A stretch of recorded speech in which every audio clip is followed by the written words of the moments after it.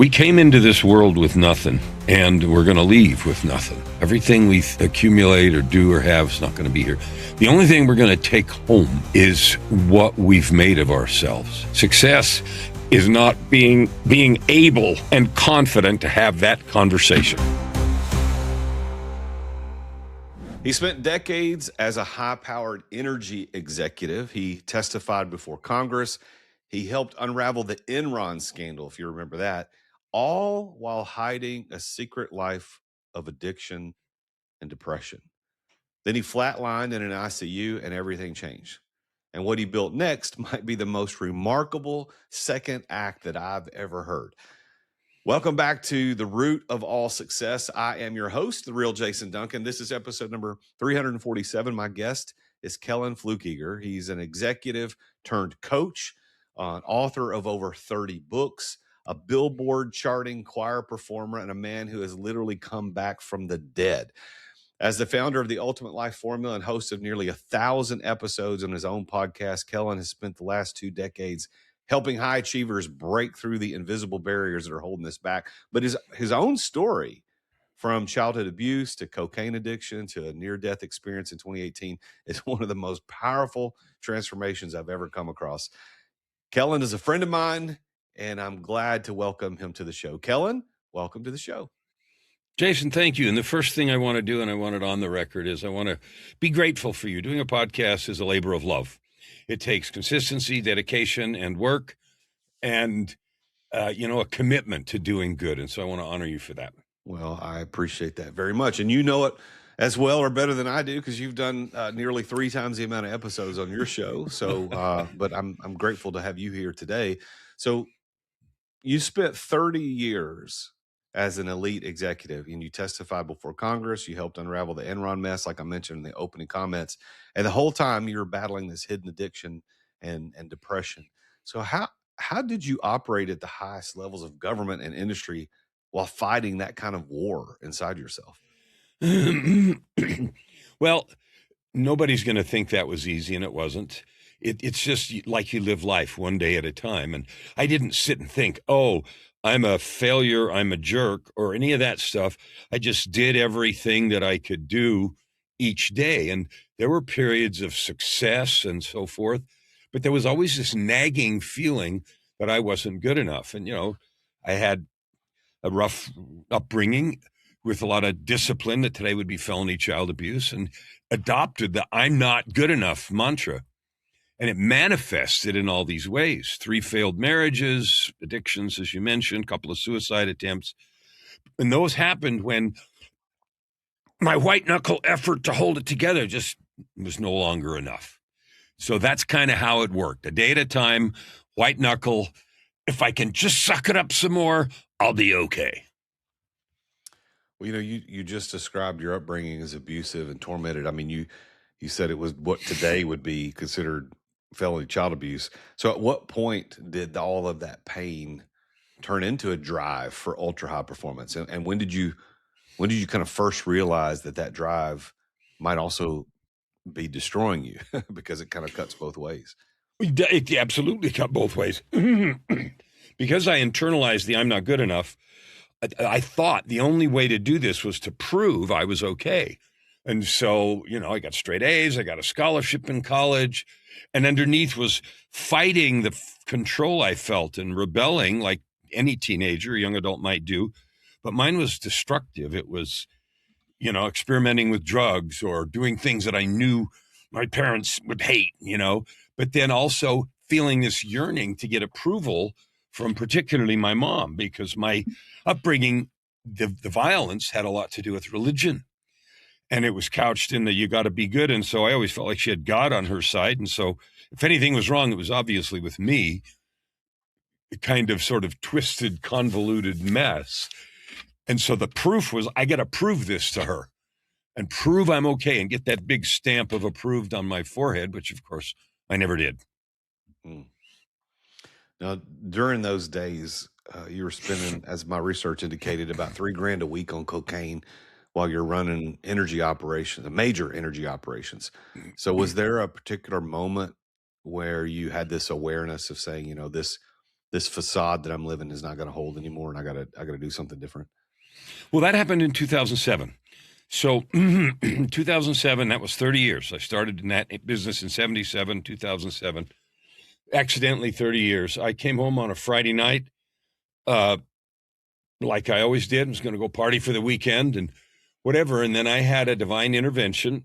This was not dying. That was 11 years later, but a divine intervention, out of body experience, spent 18 hours. I found out later, sort of in hell, reviewing all the life, all the suffering that had been inflicted on me and all the suffering I had inflicted on everybody else as a liar and an addict and a lousy partner and all the rest of it. And that extended experience was the most painful thing I had ever emotionally experienced. And when at the end of the long time, I heard a voice say over my right shoulder simply 3 words: "It is enough." And I woke up and realized not only was it emotionally painful beyond words, my body had reacted to that experience by sweating so much that all of my sheets and bedclothes were wring out wet like a wrestler cutting 15 pounds before weigh-in. And that intensity shook me up, and I quit cold turkey, drugs the next day, and literally within a month or two had resigned, walked away from millions of dollars of contracts, said, I don't know how I'm getting be done with this, but I'm done. So yeah, Wow. dramatic and jump off the cliff kind of thing. Well, for my not from my personal experience, but from hearing other people talk about it, cold turkey, while sometimes effective, can also be very dangerous because it can actually cause a lot of other unintended consequences. How did that work for you? I mean, obviously, long term it worked out great because here we sit. But what was it like in the middle of that? You know, when those kind of divine interventions happen, they're a wake-up call. And the wake-up call lets you or me or whoever see a new possibility. But for me, it didn't fix anything. Like it was sheer, and I'm sure I had divine blessing and help, but it didn't take away the cravings or anything else. I had to go start seeing people, shrinks, counselors, tell the truth for the first time. I'd never done any of that. All of that was isolated and alone. And I finally had to go see somebody and start telling the truth, which I'd never done, and that sort of thing. And one other piece to the divine intervention was 2 weeks after that first event, which I just described, another miraculous thing happened. Before I'd actually quit the job and walked away, there's another little story to tell here, but I'll see if there's any question you have about that. Well, no, go ahead, tell that story. Okay, cool. So because of the position that I held, I made decisions that affected companies sometimes to the tune of billions. And so I used to get a lot of free stuff, free tickets to this, and not bribes, but, be nice to Kellan stuff. And one of the things I got was a pair of tickets to see a Yo-Yo Ma concert. Now, if you like classical music, you know who that is. And if you don't, you don't. But in the classical world, I was like, oh! So I'm going, but I'm like, I don't have anybody to take because I was single for the 3rd time and not interested in any of that. So I asked in the groups I managed who likes classical music. And a woman in one of the groups said, I do. And I said, okay, cool. Have I ever given you anything before? Because I gave away stuff all the time. She said, no. Okay, fine. See you there. So I gave her the tickets. We met at the venue, which was about 3 weeks later. So as of that night, I'm now 3 weeks stone cold sober. And the concert was amazing and everything else. And halfway through the show, that feeling that I had the night of the intervention came back over me, not painfully, but the spirit. And the voice said to me, you need to marry this woman. And I said, you're flipping insane. I said, I'm 3 weeks sober. I've failed at this 3 times. I obviously don't know how to do it. You got your wires crossed. And so later that night, we were backstage because they were literally $1,000 tickets, backstage passes, reception, all that crap. We're backstage, and the voice came back and said, and you need to tell her tonight. And I thought, okay, this is not going to work. I said, first of all, I don't know her well enough to know whether or not she's in a relationship. Number 2, she could have me arrested for like harassment or something. I mean, not happening. And you don't win those arguments. So I did, and it went about like you would have expected. Are you insane? And she left. But in the next 3 weeks, she had her 3 or 4 weeks, she had her own set of experiences, and she didn't call the cops, and she wasn't in a relationship, neither of which I knew. And about a month after that show, I walked away from all those contracts. She left her entire career, and she walked off into the sunset with me. And her name is Joy, which you cannot make up. And she was literally the angel that was sent to help me learn how to tell the truth, how to be a person, how to have a relationship, how to do all that. And today she's my business partner. We've been together now in almost 19 years. And I could not have been blessed with a more divine being in my life. I love that. Such a great story. Third time's a charm, maybe? Or is it fourth? Fourth. Okay. Fourth time's a charm. That'll work. She's incredible. Every time I tell the story, I get emotional because it was such evidence. God did not leave me alone. I was alone. And he said, no, we'll do this thing. And Joyce said she knew she had a soul contract. And Well, this was it. God looked at Adam in the garden many, many years ago and said, it is not good for man to be alone. So good for you. So, hey, 10 years later, approximately, in 2018, you flatlined in an ICU. And you've written in your books about meeting God at the door. So tell me, what did you see? And what did you bring back with you from that experience? 4 things. So what happened is I got a fatal illness. So this wasn't miraculous. We'd spent 11 years building a business, right, and written some books and things. And I got a fatal illness, and I went to the hospital, and, you go to the ER, and usually it's an hour or 2 before they see you, depending on whatever. And in 10 minutes, I was in a private room. I'm like, what? 10 minutes in private room?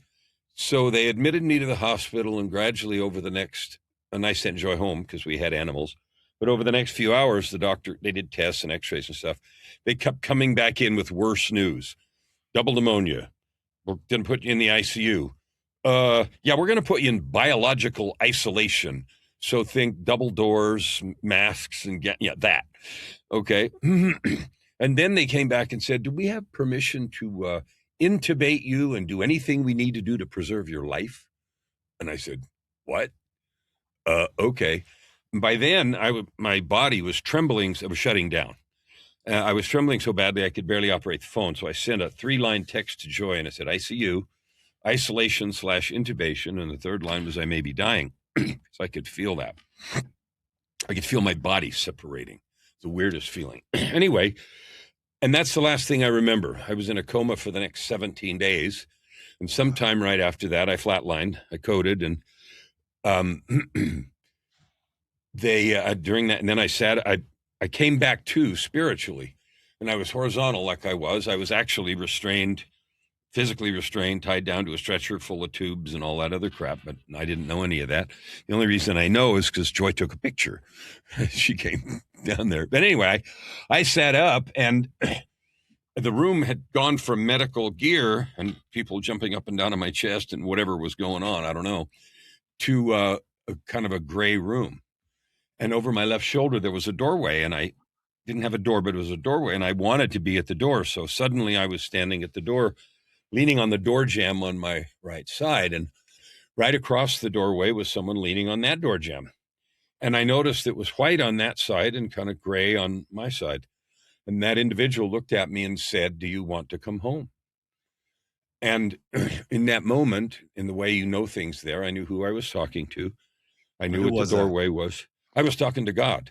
Yeah. People ask, how do you know you were talking to God? Well, and I say, well, he didn't have a name tag on, said, hello, my name is God, but you just know that. And so I knew what the question meant. I knew what the threshold was. And so we talked for a little while about everything that had happened since 2007, what we'd built, what we were trying to do, and all the rest. And finally I said, well, I'm not done yet. He said, okay.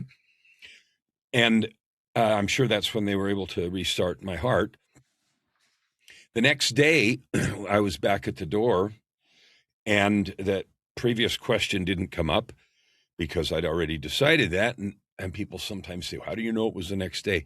It was the next day, okay? I don't know. You just know that. So anyway, he said, okay, so you're going to stay. What are you going to do? So we started talking about what I'd been doing in the books and coaching, and etc. And then I had an experience that I cannot describe.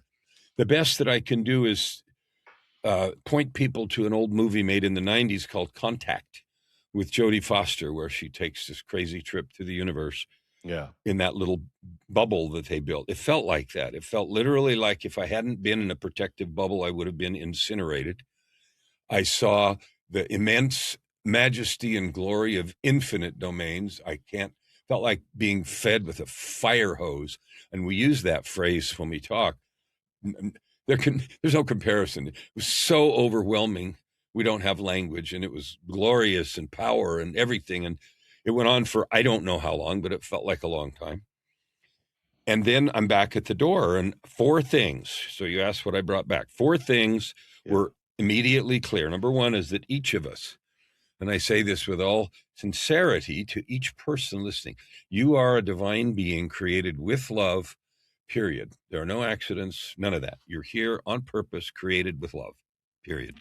Number 2, every person has a mission, a purpose that you not only agreed to, but you were stoked about before you came.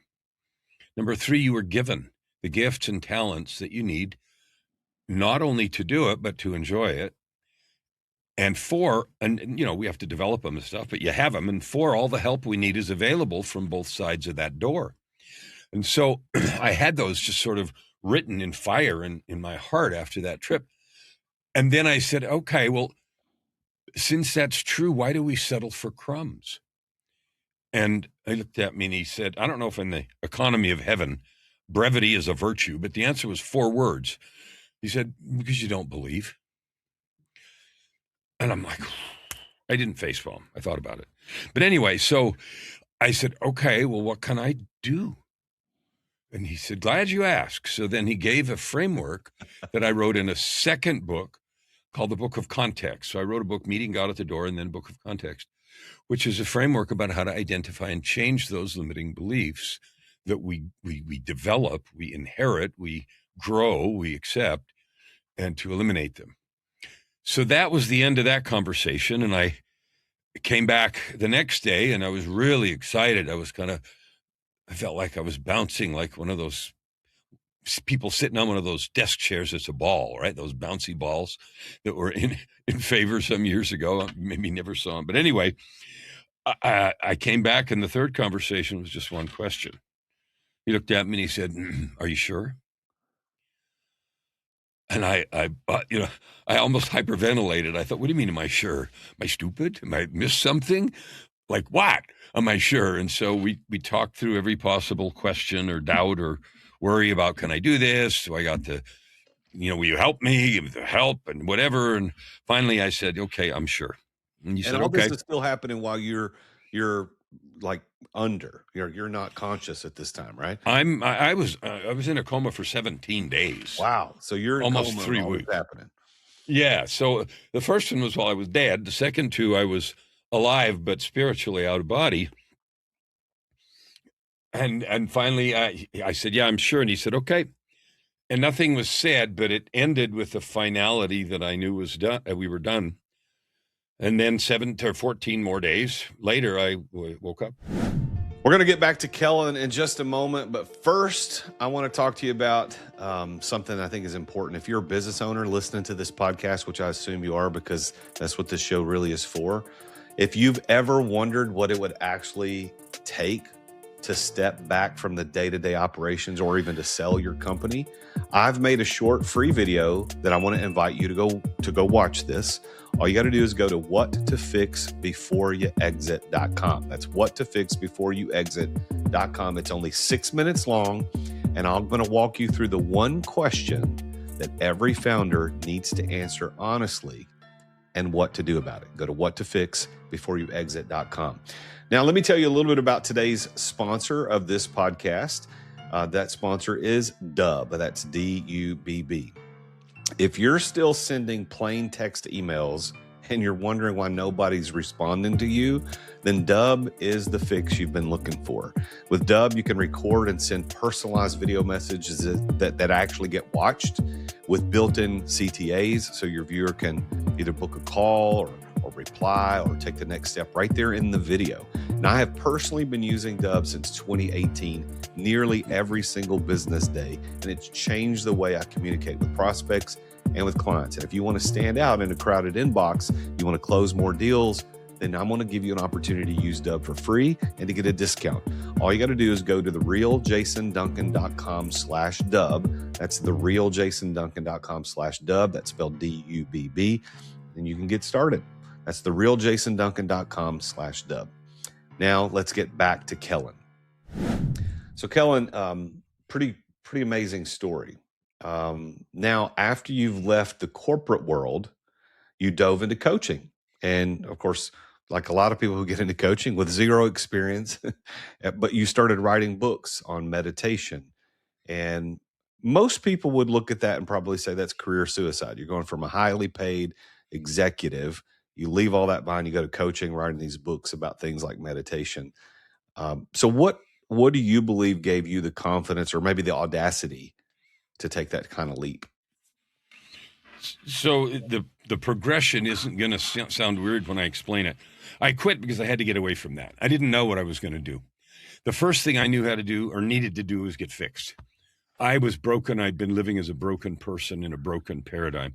So I focused on that for the first couple of years. Writing the books on meditation was me thinking, okay, I got to do something else. And in the process of healing, going to people, taking control of my life, getting rid of stories, addressing issues, meditation had always been something I had done either a lot or a little since I was in my teens, initially associated with martial arts. And so it just seemed like fun and something I could start with. So I did a lot of research and I had years of practice. And so I wrote a 5-volume series on meditation, created a meditation course and put it online to sell.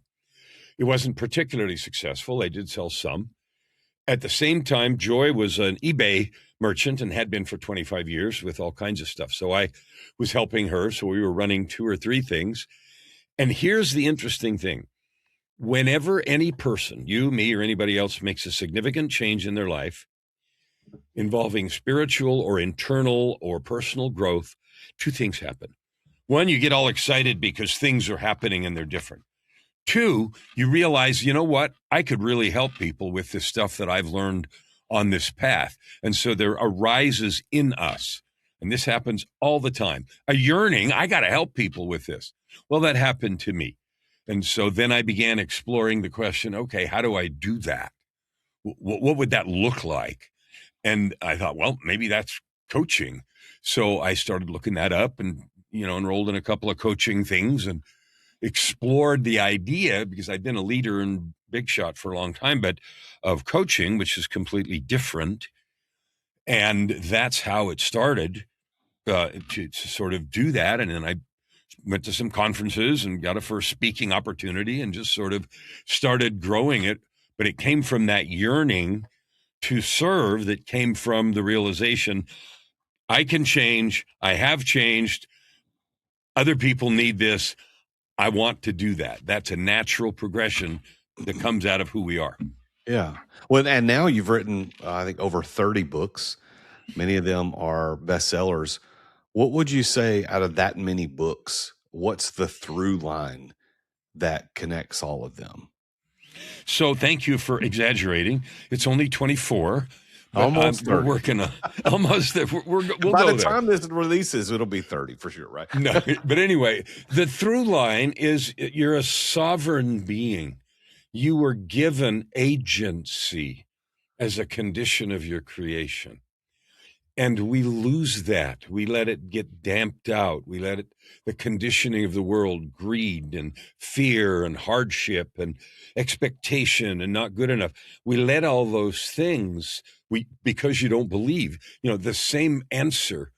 So the through line is that, and every single book has come from blood on the floor, my own experience in this process. So the meditation books, Tightrope of Depression, Forgiveness, Walking Without Fear, Meeting God at the Door, the Book of Context, The Results Equation, which is a hardcore business book about how to make any goal happen.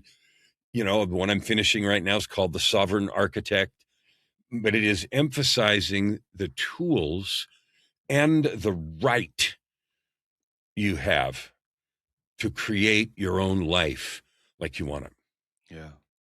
What's something that you used to believe that you don't believe anymore? I used to honestly believe all this cool stuff that people talk about is probably true, but it's not for me. I can't do that. Something's wrong with me, comma, I've made too many mistakes and there's no way to fix it or get back or whatever that language might be. So fundamentally flawed. I've screwed up so bad I can never fix it anyway. It's hopeless. I used to believe that like breathing. All right. So the name of this show is The Root of All Success. So we've got to talk about some success questions. So what do you believe, looking back over your successful career, both as an executive and now as an independent, author and coach and consultant, what has been the one key that has unlocked success for you more than anything else? I refuse to give up. Tenacity. I won't stop. I friggin' won't stop.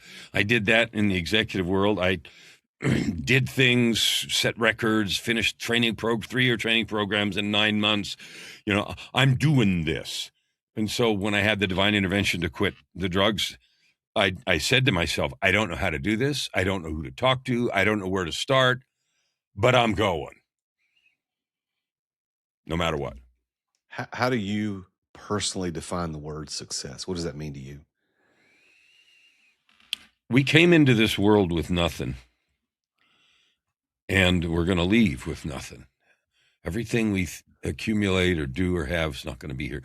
The only thing we're going to take home is what we've made of ourselves. Success is not being able and confident to have that conversation. Yeah. So based on that definition of success, do you consider yourself successful? Absolutely. My show's The Ultimate Life, and I literally live in that. I'm happy every single day. I don't have any bad days. I don't believe in that because I create it. And yeah, it involves creating money, purpose, prosperity, and joy. You got to have cash. So I've had a lot before, and I'm creating cash now.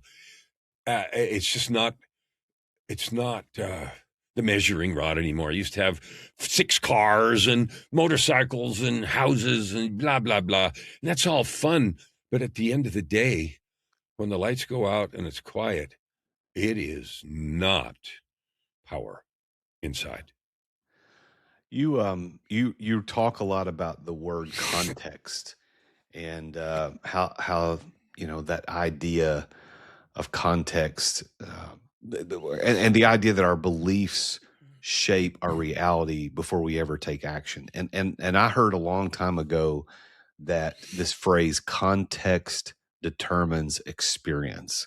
And the analogy that was used when I was taught this was if you're driving on the freeway or the interstate and you always believe that you're in the slow lane, well, that's not true. It's just the context of what's happening makes you believe certain things. So what do you believe that it actually looks like when someone changes their context, and how fast can that happen? So I'm going to give you an acronym, B DEEP. The letter B, deep, BDEEP. It stands for beliefs, definitions, experiences, expectations, and perceptions. That set of things forms a context straitjacket. And everything you attempt or do lives inside those 5 things. Beliefs, definitions, experiences, expectations, and perceptions. So your B deep forms your world. You don't try things that are outside of that because you don't think they'll happen. You don't expect your expectations. You expect things to fail or be small because that's what you've learned. The interesting thing about it is we create that. You're not born with a B deep.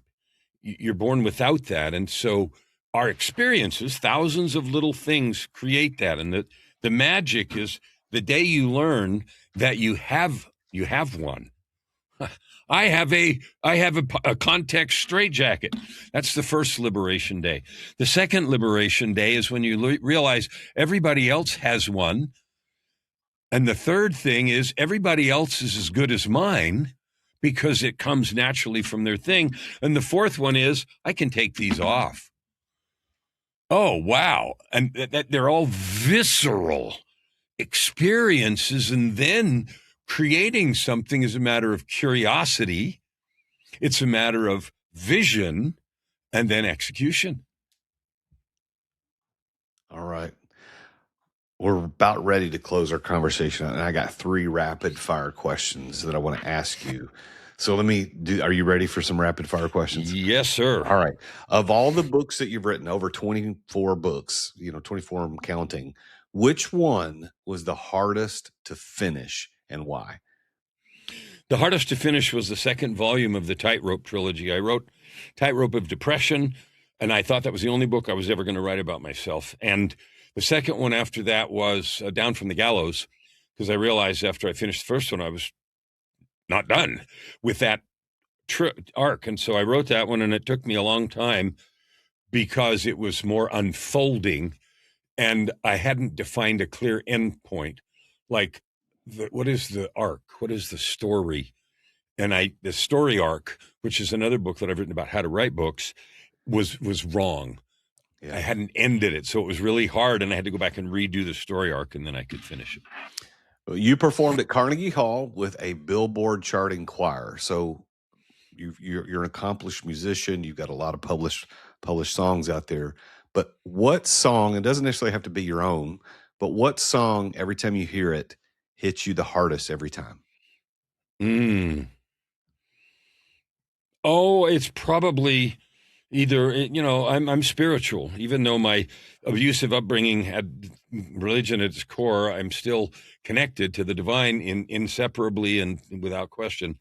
So maybe Come Thou Fount of Every Blessing or Amazing Grace or one of those things, because it brings me right now, even talking about it, face to face with the truth that this microscopic moment of 70, 80, 100 years is just that.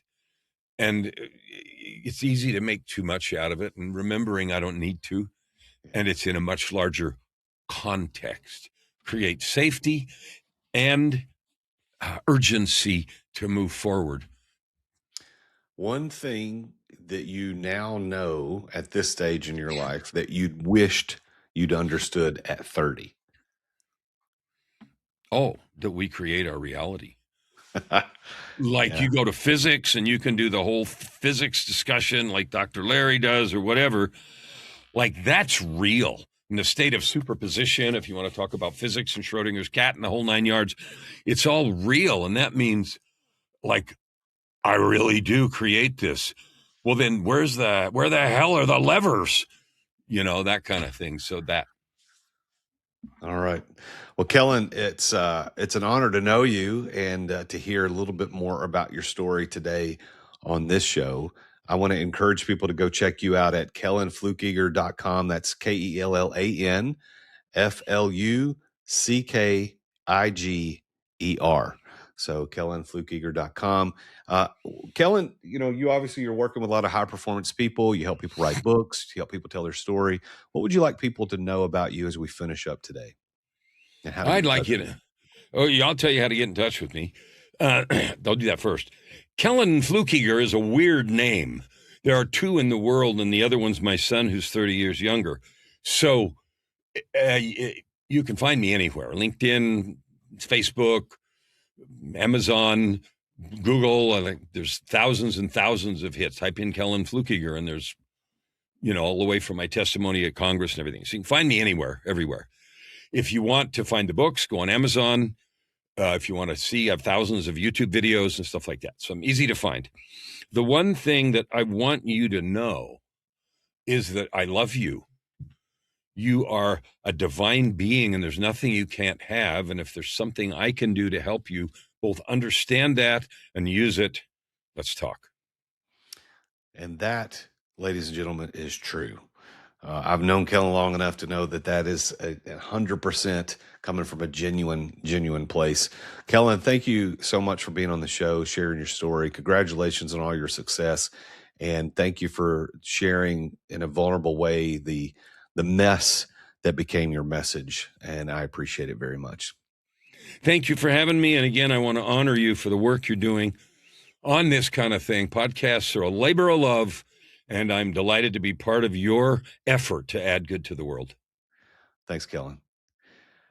All right, well, there you have it. Another successful entrepreneur sharing his journey of success that has lots of twists and turns, has lots of changes, a lot of bad story that ended up good.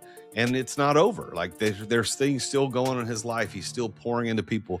If you want to write your story, if you want to learn how to perform in the context that you are now and how to change that context, Kellan is the guy you need to look up. So go check it out. All the contact information will be in our show notes. But I want you to tune in again next week when I talk with yet another very successful person about his or her journey to success, because we get to hear cool stories like this. So make sure you tune in again next time. And as always, I am your host, the real Jason Duncan, and Jesus is King. See you next time. Attention business owners. Attention business owners. Feeling burnout from running your business? Uncertain if you're nearing burnout?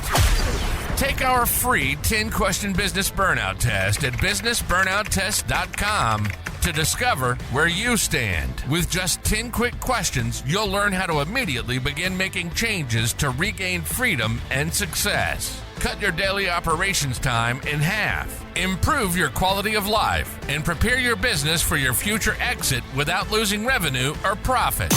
Visit businessburnouttest.com now and take the test. Thank you for listening to another edition of The Root of All Success with the real Jason Duncan. If you've enjoyed this week's episode, visit therootofallsuccess.com to access the show notes and other helpful resources. Follow Jason on social media at The Real Jason Duncan. See you again next time here on The Root of All Success.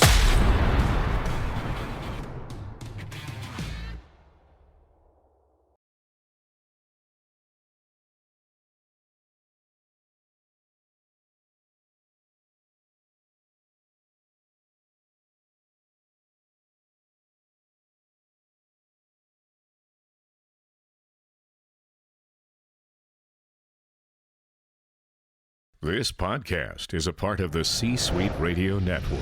For more top business podcasts, visit c-suiteradio.com.